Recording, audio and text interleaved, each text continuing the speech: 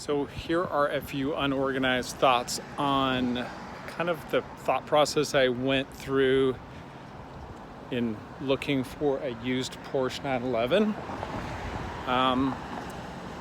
It probably started about 3 years ago. I can't remember exactly why. If it's my neighbor Bob, had a couple who had a Porsche 911 991 and then got another one a few years later. I don't know, had a tour of Jay Leno's garage. I don't know what brought me to just all of a sudden kind of really, to be honest, get a little obsessed with getting a used Porsche 911. Now the problem is they're quite expensive, and if you're going after an air-cooled version, of course, they're expensive.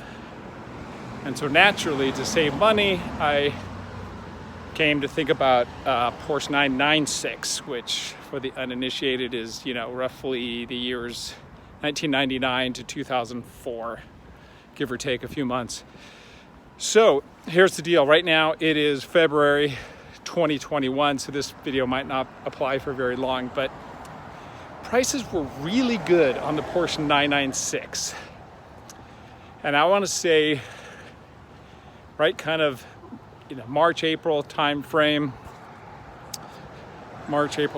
of 2020, just around COVID starting, really kind of almost at an all-time low, in my opinion. Beautiful examples of what they call Gen 2 Porsche 996s. Oh, really good for $18,000. I saw one out in Palm Springs. I live in Los Angeles, and I should have bought it. And you kept seeing people on YouTube and stuff say, hey, 996s are gonna go up, they're gonna go up, and I didn't see it. I honestly didn't see it. And the next thing I know, I wanna say, this is unscientific, but the prices went up, like instead of $18,000, you're now paying $28,000 for the same type of thing.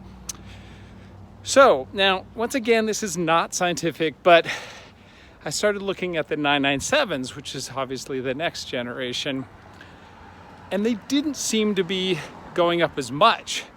It just almost seemed like the 996s, the expensive ones, the nice ones, were going up, kind of meeting to at the lower end of the 997s. And I'm talking about non-turbo, of course, just a C2, not the four-wheel drive. And so back to the 996, people complain about the headlights. I thought they were fine. People thought the headlights in the Gen 2 were nicer. I think they do look a little better. I think there's something nicer about the Gen 1 996 body style.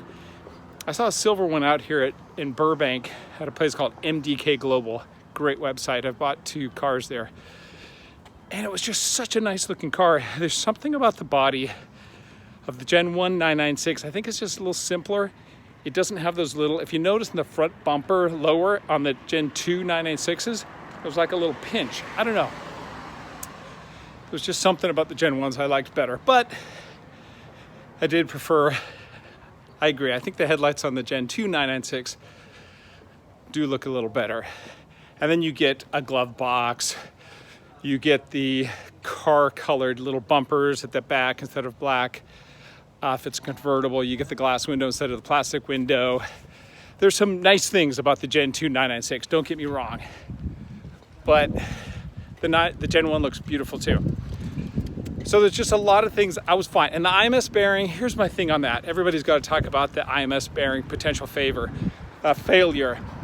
My wife bought a used Mercedes ML 350 a while back, and almost immediately we needed to put front struts on it.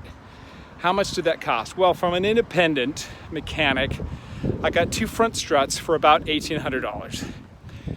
If you're so worried about the IMS bearing, go down to your local independent Porsche mechanic, replace the darn thing for about $1,800. No one's putting YouTube videos together talking about, oh my goodness, I had to spend $1,800 on my 70,000 mile ML 350 to replace the struts. Big deal, you just do it. I know IMS failure could be catastrophic. So if you're worried about it, just replace it. I even checked with my mechanic on a 997, year 2007, I'll come to that in a minute. And he said, yeah, those are a little harder to change. He said labor would be about almost $2,000. So I'm just saying, for this type of car to do that for peace of mind, it's not a huge deal. And while you're at it, you do the rear main seal, the RMS, which you've probably heard about. If it's a manual, then you do the clutch. Okay, so that's some of the background of kind of my decision. And I found a 997. It was a 2007, I thought very low mileage for a car of that age. It's 59,000 on it. And what was I looking for in a 997? I really like the Arctic Silver, so I got the silver. I'm about to I haven't bought it yet, but I'm looking at it.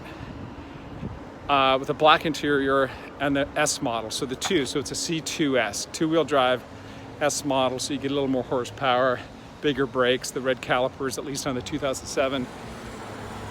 And the black gauges and the little chronograph package.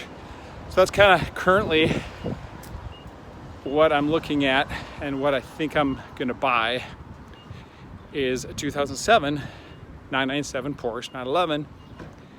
And I'm mid-50s here, I'm not getting any younger. Just gonna, probably keep this car for a while, for maybe the rest of my life, pass it on to kids and grandkids.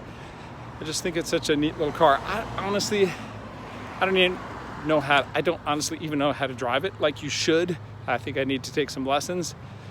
But I just appreciate the kind of the Porsche philosophy. From what I understand, it's a little understated. Yeah, I love Lamborghinis, Ferraris, all that. McLaren's great. But these Porsche 911s, as you've heard and probably seen, great daily drivers. And a little bit understated. They're not kind of over the top. And the design of them is just, I think, just really pretty over the years. Just, I don't care what version you have, they all look good. And the type of thing you kind of appreciate and pass on. So that's just a teeny little, slice of my Porsche obsessed brain as to kind of why I picked the one I think I'm gonna buy. And by the way, it's weird, a few years ago, 911s would hardly even turn my head. It's hard to explain why I wanted one of these, but it's just, you read about it, you get on the forums, watch YouTube. So this video is kind of a thank you back to the internet, YouTube world, because I watched a lot of these type of videos where people are explaining the differences or their buying process and decision making. So that's a little bit about mine. So if I actually buy this car, there'll be a second video and I'll show you the car. So that's it from Los Angeles, California, February 2021. This is Kirby Repko saying thanks for watching. If you watched, don't bother subscribing, don't like, I don't care. You got better stuff to do than to subscribe to this channel. So just have fun. Bye.